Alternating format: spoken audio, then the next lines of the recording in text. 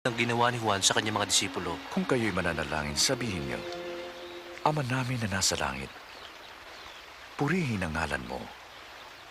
Mapasa amin ang kaharian mo dito sa lupa at ganun din sa langit. Bigyan mo po kami ng makakain sa araw-araw. At patawarin mo kami pagkat pinatatawad namin ang bawat nagkasala sa amin. Huwag mo kaming iharap sa tukso, kundi ilayo sa masama.